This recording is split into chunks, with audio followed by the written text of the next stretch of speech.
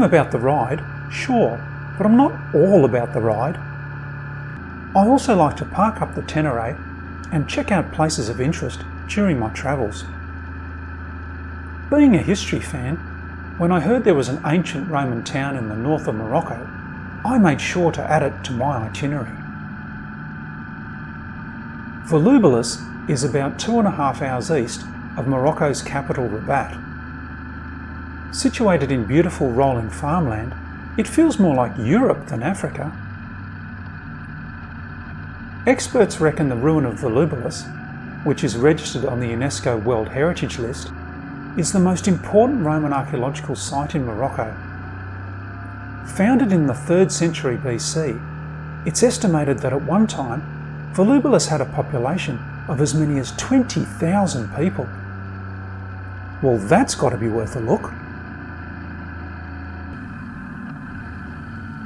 I parked the Tenere and wandered down to the ticket office. Nearby, there was a large map of the area and a list of activities forbidden within the site. No loud music, no walking on the mosaics, no cooking a casserole over an open fire,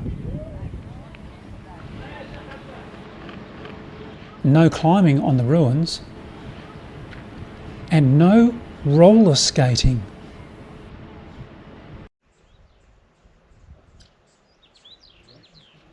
Wandering through Volubilis, the number of well-preserved mosaics was striking.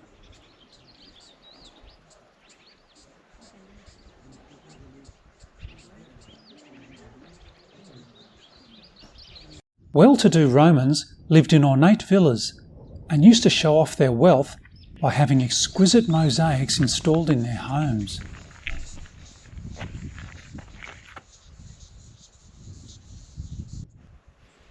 This amazing mosaic depicts the 12 labours of Hercules. So the story goes, Hercules was set 12 tasks to atone for killing his wife and kids.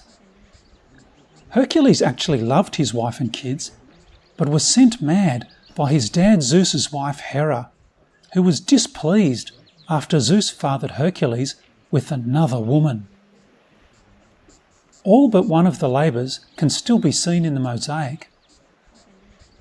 Some of the tasks set for Hercules were indeed Herculean, like slaying a 9-headed serpent and a hitherto invincible lion, and capturing a bull that seemed to have contracted some kind of prototypic mad cow's disease and was running around terrorising an entire city.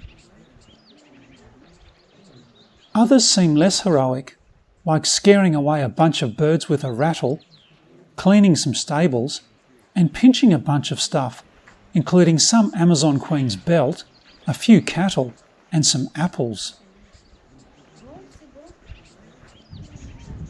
This site is known today as the House of the Acrobat, in reference to the mosaic of a man riding a donkey backwards. Personally, I reckon it's more likely to be a representation of Dionysus, the Greek god of sex, drugs and rock and roll. It looks like Dion's been on the fizz again, and in his impaired mental state has got on his donkey backwards for the ride home.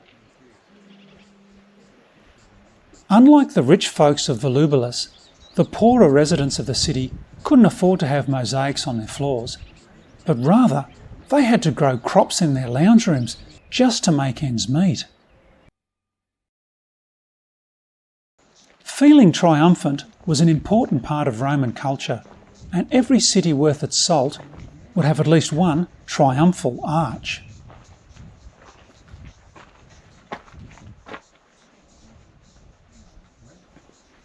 Volubilis has this impressive structure where residents could pass through and feel triumphant whilst reliving past triumphs.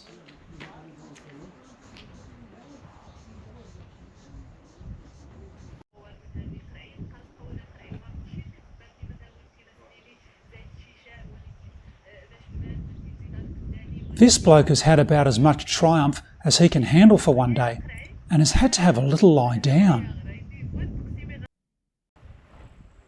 Brothels were commonplace in Roman cities, and heading down to the knock shop was a part of everyday life. Well, maybe not every day, but you get my meaning. Carved phallic symbols were often used as signposts to lead clients to the premises. Volubilis had at least one brothel, which is found next to the triumphal arch. Oh, mind where you sit. The basilica is an impressive structure, and back in the day was the centre of the city's governance and judicial systems.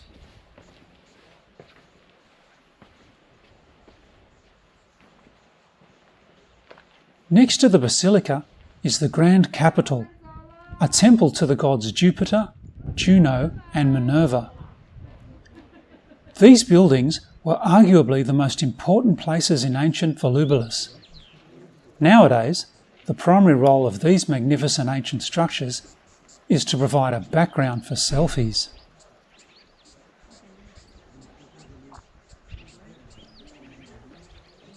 I really enjoyed my time exploring Volubilis, and I certainly learned a lot.